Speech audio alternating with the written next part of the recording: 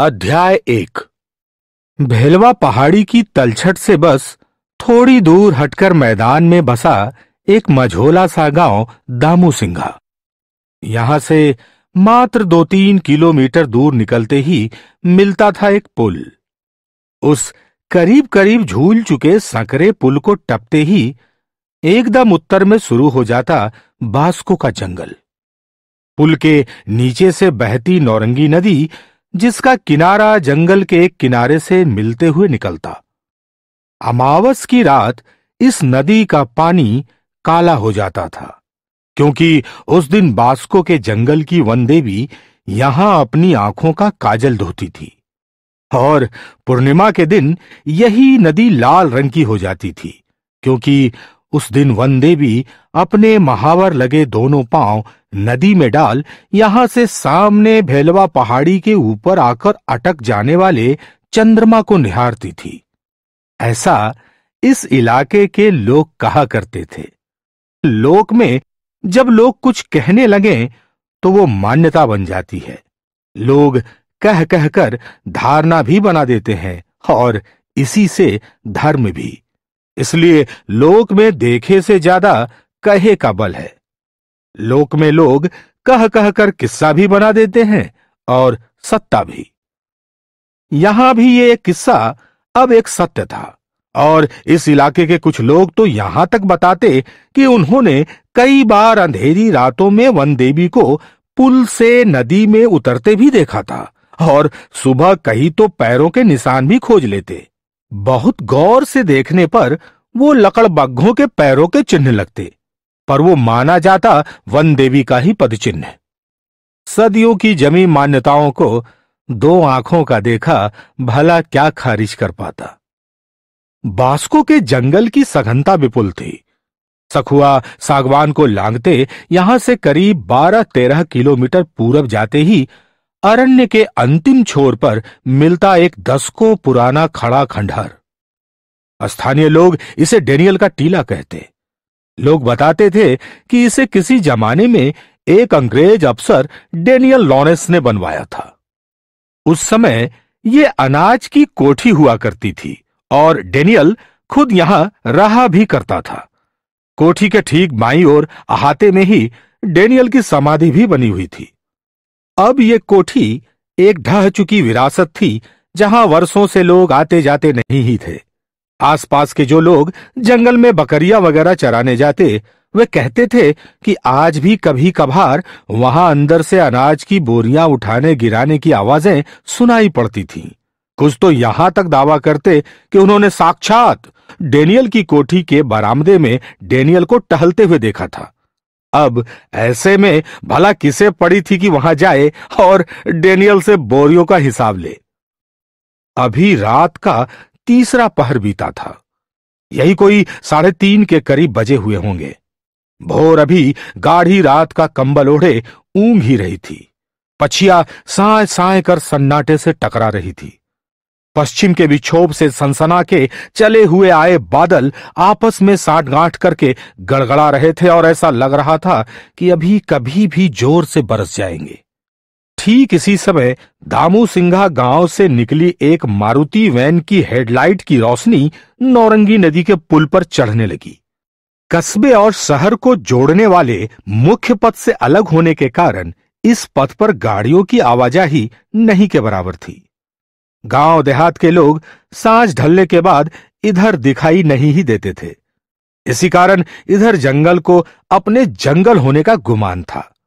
सड़क के दोनों ओर सखुआ सागवान तन के खड़े थे, और उनके बीच बीच में बैठा पलास पूरे जंगल को ढके हुआ था। मारुति वैन अब पुल पार करके सड़क पकड़ चुकी थी। तभी एक बारगी बारिश के छींटे सामने के शीशे पर पड़े। गाड़ी के ठीक आगे से कोई जानवर बीच सड़क से गुजरा। वैन में अचानक ब्रेक लगी। लाइट धीमी हुई। कुछ क्षण के बाद तेजी से गियर लगाकर उछली गाड़ी जंगल को भेदती आगे बढ़ती गई। गाड़ी अब पूरब की कच्ची पक्की सड़क धरकर ठीक उसी अनाज कोठी के सामने जाकर खड़ी हो गई। चारों तरफ घुप अंधेरा था। बारिश ने अब जोर पकड़ लिया था। गाड़ी रुकने के बाद करीब मिनट भर चालू ही रही और फिर बंद हो गई। गाड़ी का चालक दरवाजा खोलकर उतरा। उसके हाथ में एक टॉर्च थी। वो टॉर्च जलाकर झटके से दौड़ता हुआ कोठी के बरामदे की तरफ बढ़ा। सामने उड़ते हुए धुएं का एहसास हुआ। जैसे ही उसने सामने की ओर टॉर्च मारी, एक आदमी देहरी पर बैठा दिखा।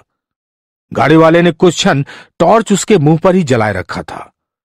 चौड़ा ललाट, धसी हुई बड़ी बड़ी आंखें, बड़े जबड़े के साथ लंबी सफेद भूरी दाढ़ी से ढके चेहरे वाला यह आदमी अपने चेहरे पर एक अजीब सी मुस्कुराहट लिए हुए लगातार बीड़ी फूंक रहा था।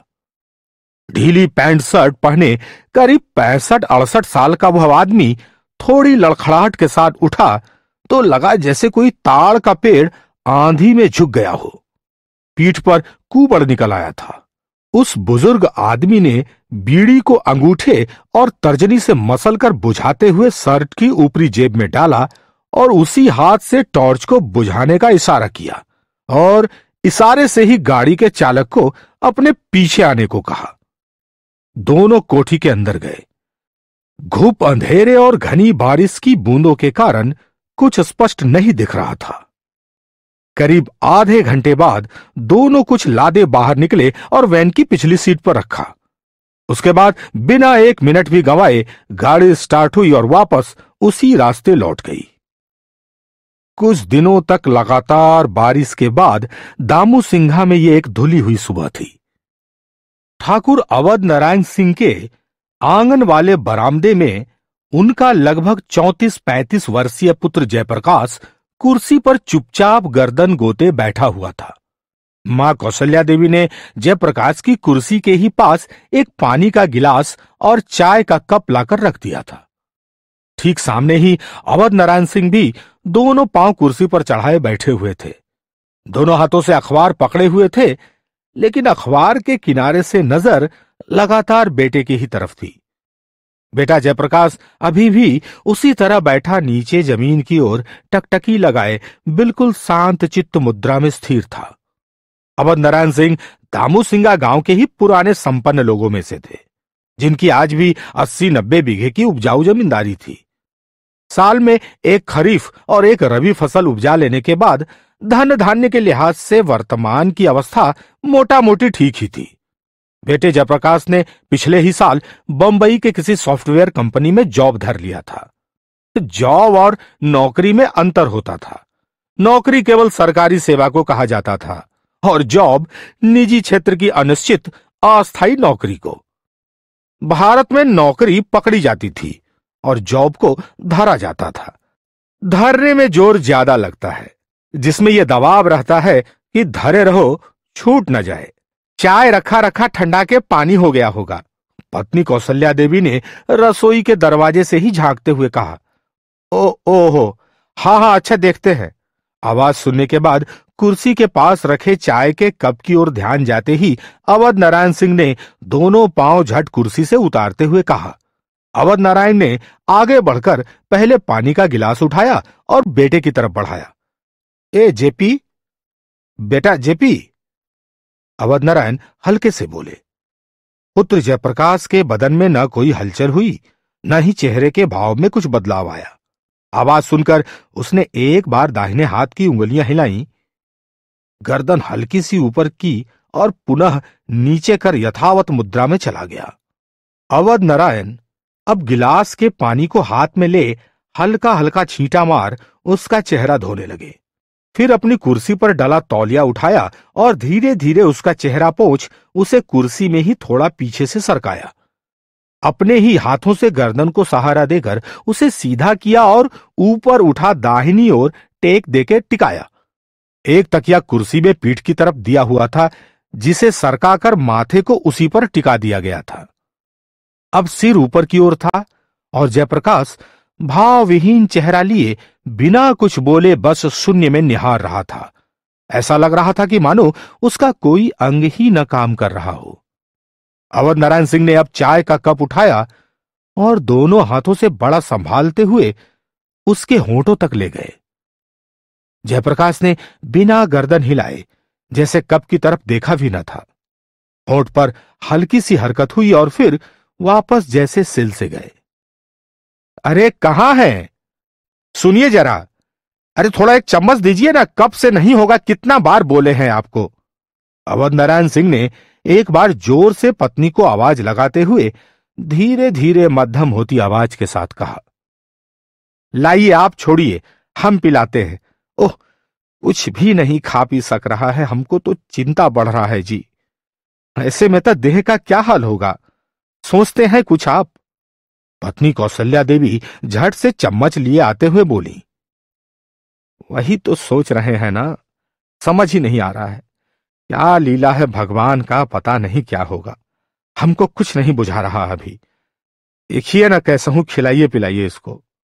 अवध नारायण सिंह ने चाय का कप पत्नी को देकर वापस अपनी कुर्सी पर बैठते हुए कहा। कौशल्या देवी ने चम्मच में चाय लेकर उसे जयप्रकाश के होंठों से ठीक उस तरह लगाकर चम्मच से ही जोर लगाकर इस तरह मुंह खोला जैसे किसी नवजात को कुछ पिलाया जाता है। मुंह में चाय चली तो गई, लेकिन अगले ही क्षण अंदर गटकने के बजाय बाहर निकल आई। यह देख झटके से उठ पिता अवध नारायण सिंह ने अपने गमछे से बेटे का मुंह पोंछा। कुछ भी हजम नहीं हो रहा क्या अभी? खाली दूध दीजिए अभी थोड़ा दिन, दूध तो घोंट लिया था ना कल। आए? अवध नारायण चेहरे पर बिना किसी भाव के धीमे से बोले थे। क्या दूध? ये कोई पीना है? ये खान पान है कोई? और कुछ कोई बोलता काहे नहीं है? आवाज तो खुले जी, कुछ भी एक को जरा तो बोलता ना। मां कौशल्या देवी ने लगभग भर्राई सी आवाज में कहा था। बोलेगा बोलेगा, थोड़ा धीरज रखिए ना, धीरे धीरे बोलेगा, पहले इसका खान पान को चालू कराना बहुत जरूरी है। अवध नारायण सिंह ने एक मां की टूटती आवाज को अपनी भी अटकी हुई आवाज से भरोसा देते हुए कहा। अब तक कौशल्या देवी की आंखों में बूंदें भी भर आई थीं। अपने आंचल के कोर से आंखों को पोंछ वो उठकर अब दूध ही लाने को रसोई की तरफ बढ़ी ही थीं कि सामने के मुख्य दरवाजे से किसी के आने की आहट सुनाई पड़ी। कोई है द्वार पर, देखिए ना जरा निकल के। अरे कोई भीतर तो नहीं आ रहा? कौशल्या देवी ने जैसे चौकन्ने होने वाले भाव में कहा था। ये सुनते अवध नारायण एकदम झटक कर उठे और मुख्य दरवाजे वाली गली की ओर लपक कर गए। देखा कि सामने फूलचंद किवाड़ का पल्ला ठेलकर गर्दन भीतर घुसाकर झांक रहा है। वो शायद अभी अंदर किसी को पुकारने ही वाला था। कौन आए? कौन? अरे फूलचंद रे, अरे किवाड़ खुला ही था क्या? अवध नारायण सिंह तेजी से बाहर आते हुए बोले। हाँ मालिक, प्रणाम। वो मलकाइन बुलाए रही कुछ काम से, हम 3-4 दिन यहां थे ही नहीं, चले गए थे जरा ससुराल, आज ही आए तो सोचे पूछ आए। बोलकर फूलचंद अंदर दरवाजे की ओर बढ़ा। अरे रे रे, ए फूलचंद, इधर आओ, इधर। अरे तुम लोग कोई भी काम या बात फोन पर काहे नहीं पूछ लेते हो? ये जो पजामा में फोन खोस के घूमते हो, क्या करने के लिए है? फुटानी के लिए? बात बात के लिए घर दौड़ाते हो, फिर फोन फेंक दो पोखर में। जाओ, कोई काम नहीं है, काम हुआ तो फोन करेंगे।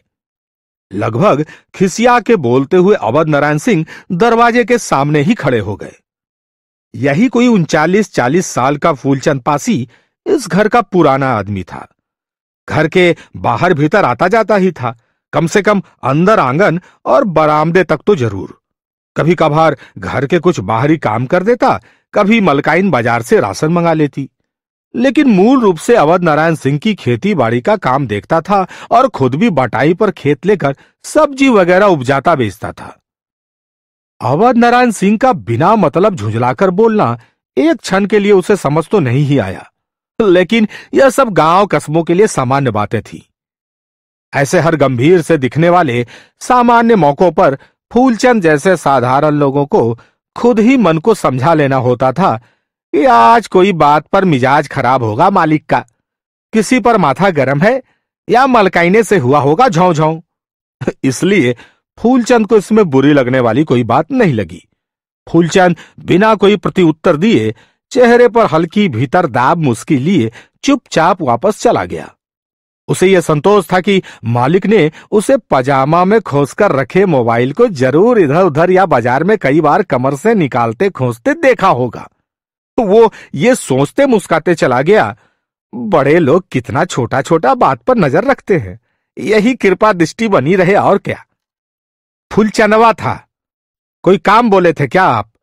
कहा कि मलकाइन ही बुलाई थी। अवध नारायण सिंह जोर से दरवाजा बंद कर वापस भीतर आते हुए बोले, ओह ओ आज आया था। इसको 7 दिन पहले बोले थे कि पीछे बाड़ी में आके पानी पटा देना। अब क्या देगा पानी? 4 दिन से तो पानी बरस ही रहा है, तब आया है कोढ़िया। ये बड़का कामचोर हो गया है आजकल।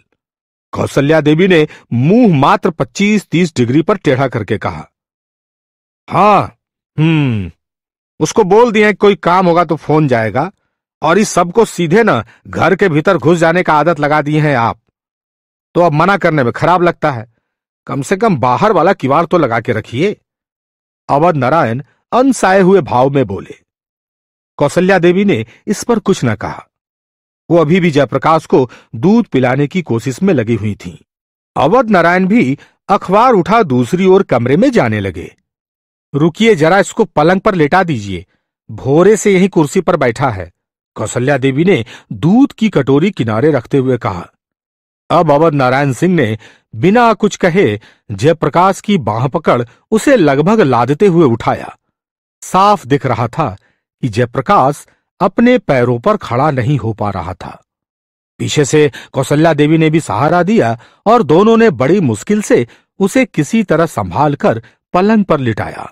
उसे लिटाने के बाद लंबी लंबी सांस ले रहे पति पत्नी बड़ी देर तक वहीं पलंग के पास खड़े एक दूसरे को देखते रहे। अध्याय 2। फूलचंद रोजाना की तरह सुंदर भगत की किराना दुकान पर बैठा खैनी रगड़ रहा था। करीब 45-47 बरस की उम्र, रूप रंग अधिकतम गाढ़ा सांवला, 5 फुटिया मध्यम कदकाठी और सदा लुंगी गंजी पहने अल्पवस्त्री सुंदर भगत की यह परचून दुकान बाजार के एक छोर पर थी। ये रोज की सांझ चर्या थी कि सुंदर प्रति सांझ फूलचंद को 1 कप चाय पिलाता और बदले में फूलचंद इधर उधर की उठाई बटोरी गप्पे रगड़ रगड़ कर तंबाकू में मिलाकर उसे खिलाता।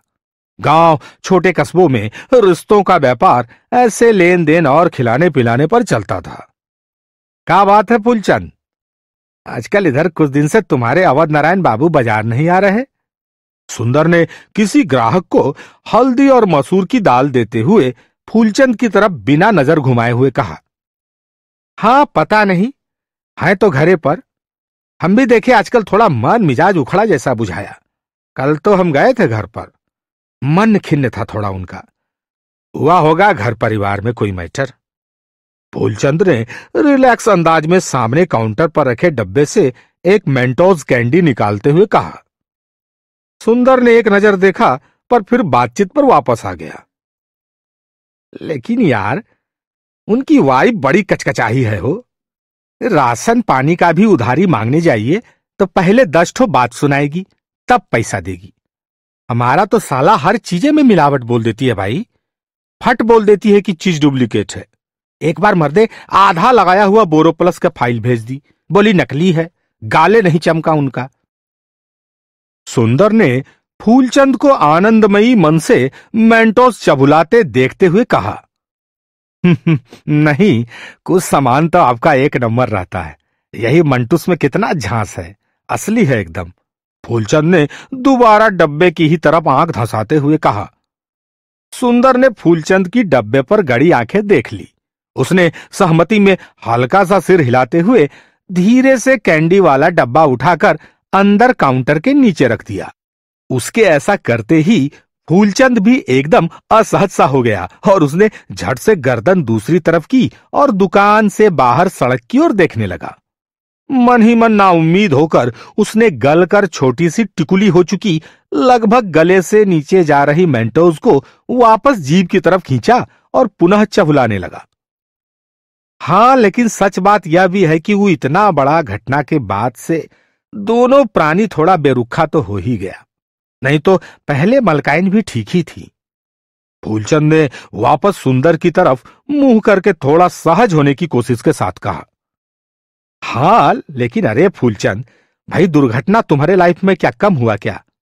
3 बरस का इकलौता बेटा चला गया मर्दे, लेकिन तुम्हारे चेहरा पर हम कभी मनहूसियत तो नहीं देखे। दुख अलग बात है। सुंदर ने भी एक ऐसे ही याद आई हुई बात कह दी थी। सुंदर भैया, लेकिन एक बात है, गांव में एक भी बढ़िया डॉक्टर होता ना तो हमारा बच्चा नहीं मरता। सुंदर भैया, दौड़ते समझते ही तो देर हो गया। निमोनिया था, कोई पकड़ ही नहीं पाया यहाँ का डॉक्टर। खैर छोड़िए, भाग्य के आगे किसका चला है दादा। फूलचंद ने बिना हंसी की हंसी के साथ कहते कहते अंत में धीमी होती आवाज के साथ वाक्य पूरा किया। सुंदर ने देखा चेहरे पर अचानक उदासी की एक परत बिछ गई थी फूलचंद के। लेकिन है फूलचंद, एक बात जान लो, ये तुम जो रोज भगवान का द्वार पकड़े हो ना, अगर मंदिर में भगवान है तो जरूर तुम्हारा मनसा पूरा होगा। देखना साले, अब की जुड़वा बेटा होगा, जुड़वा। सुंदर ने कहते कहते में ही नीचे की ओर हाथ कर मेंटोस कैंडी का डब्बा खोला और उसमें से एक कैंडी निकालकर फूलचंद की तरफ बढ़ाते हुए कहा, लाइए, बच्चा तो है नहीं, इसलिए उसके बदले खुद ही खाते रहते हैं चॉकलेट।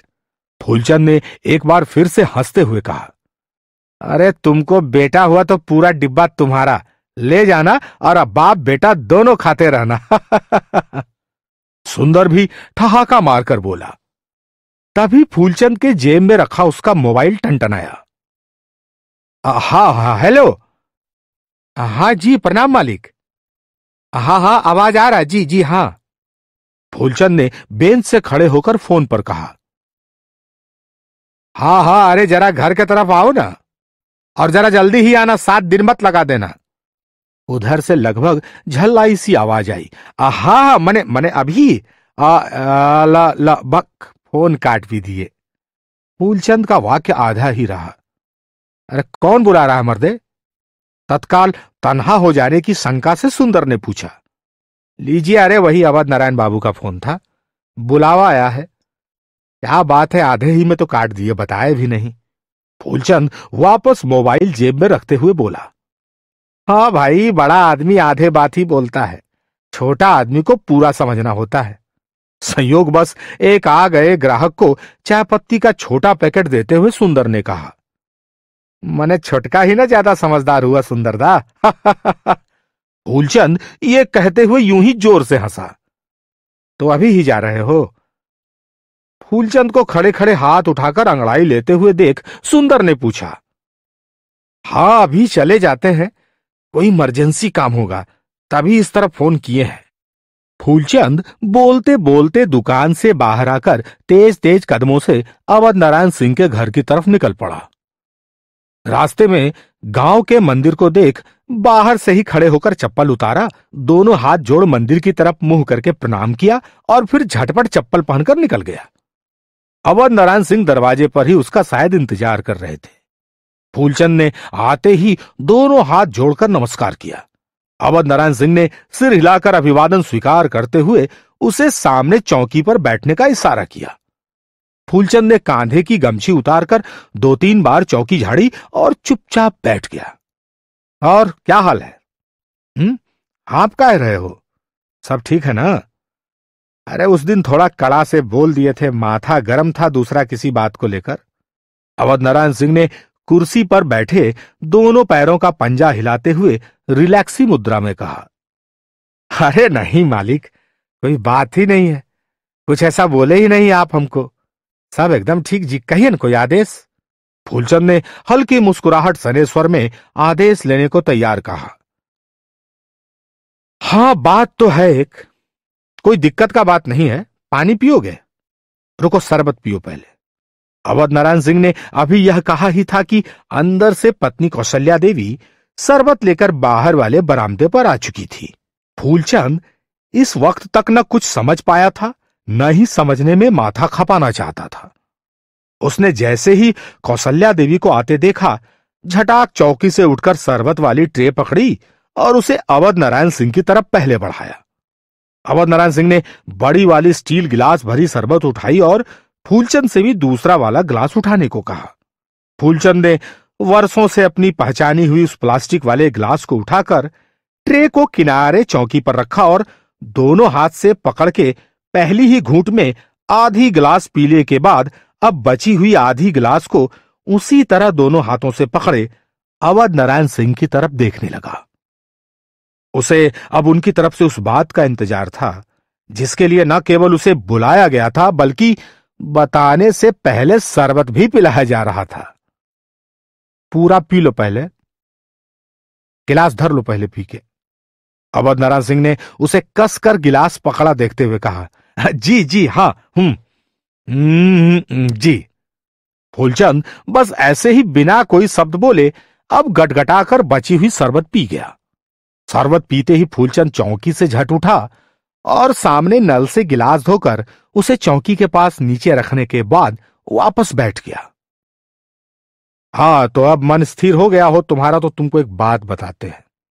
अब सुनो, अकबकाना मत, शांति से सुनना समझना, बता देते हैं।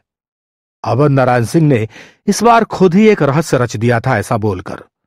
कुछ पल के लिए अब की फूलचंद को एकदम से कुछ भी समझ ना आया और अवध नारायण बाबू क्या कहने वाले हैं यह उसकी कल्पना में भी दूर दूर तक नहीं आ पा रहा था। हे मालिक, अब बता दीजिए ना, हमरा दिमाग उड़बुड़ कर रहा है सोच सोच के, फूलचंद ने थोड़े अधीरता के स्वर में कह दिया। अवध नारायण सिंह इस पर 2 पल तो चुप रहे और फूलचंद को एक नजर बस देखा। फूलचंद तो लगभग सकपका सा गया था और क्षण भर में ही सोच लिया कि कुछ ज्यादा तो नहीं बोल गए साला। हाँ, तो आओ जरा भीतर। अवध नारायण सिंह यह बोलकर कुर्सी से उठे और उनके पीछे फूलचंद भी भीतर आया।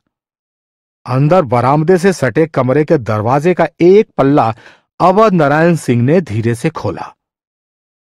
पल्ला खुलते ही फूलचंद लगभग चीख पड़ा, लेकिन तुरंत उसने आवाज को गले के भीतर ही खींच लिया। हाय का मालिक, ये कैसे हो भगवान? फूलचंद ने गोंगाते हुए यह बोलकर एक ही झटके में खुद के गाल पर 1-2 थप्पड़ मारा और अपने दाहिने हाथ से बाएं हाथ को चिकोटी काटने लगा। हट, पागल बनेगा तुम, समझाए थे ना कि अकबकाना नहीं। पूरा बात समझो, पहले बात समझो फूलचंद। अवध नारायण सिंह फूलचंद की बाह पकड़कर उसे झकझोरते हुए एकदम से डपटते हुए बोले, हाँ मालिक, लेकिन ये कैसे हो सकता है?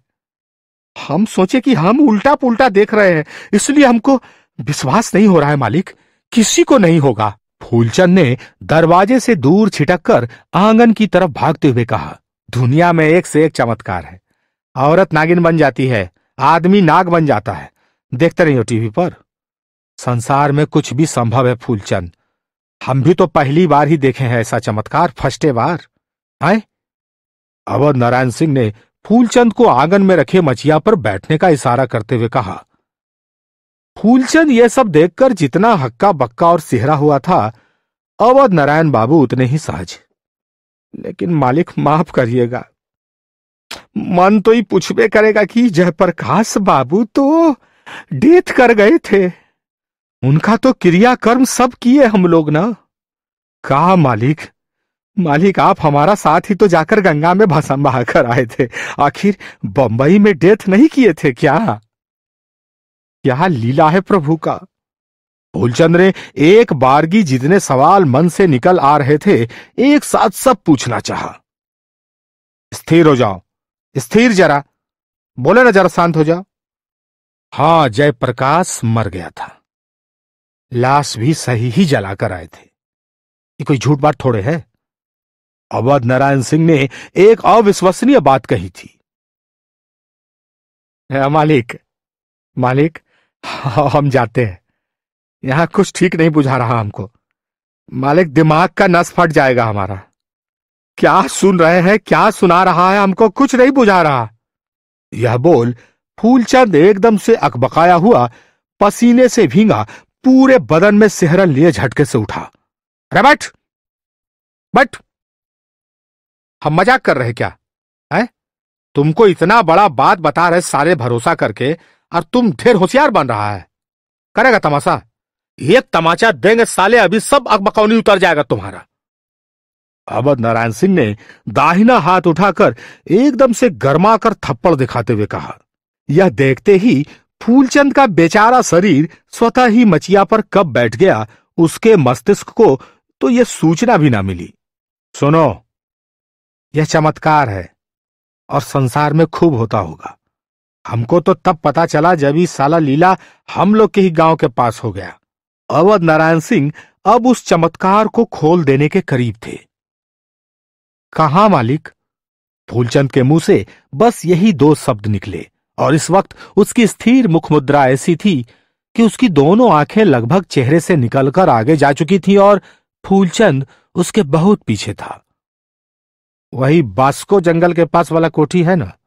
अवध नारायण सिंह ने बताना शुरू किया। कौन? वो डैनियल का कोठी, अंग्रेजवा वाला? फूलचंद ने अपने विस्मय को विस्तार देते हुए पूछा।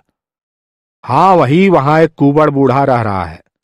अब कितना वर्ष से रहता है हमको नहीं पता, किसी को नहीं पता, लेकिन वह है साला कोई चमत्कारी आदमी।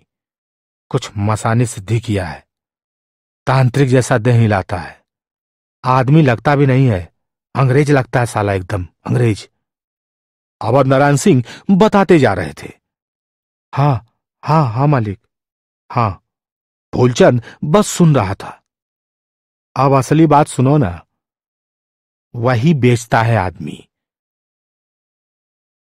तुम जाकर किसी भी मरे आदमी का फोटो दे दो और साथ में पैसा।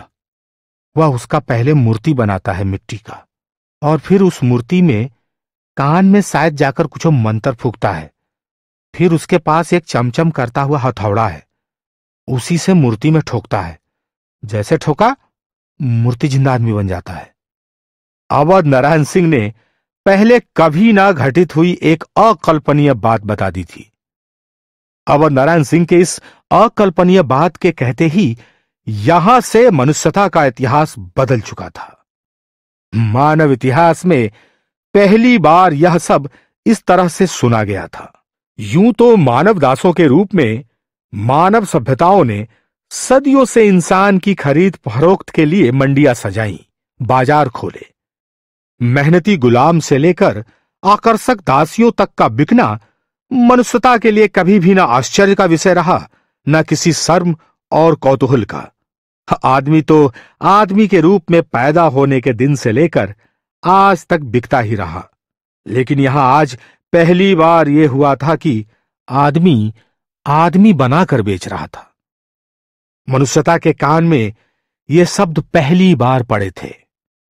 संसार की तो त्रासदी यह थी कि जो आदमी पैदा हुआ था वह भी आज तक पूरी तरह से आदमी नहीं बन पाया था।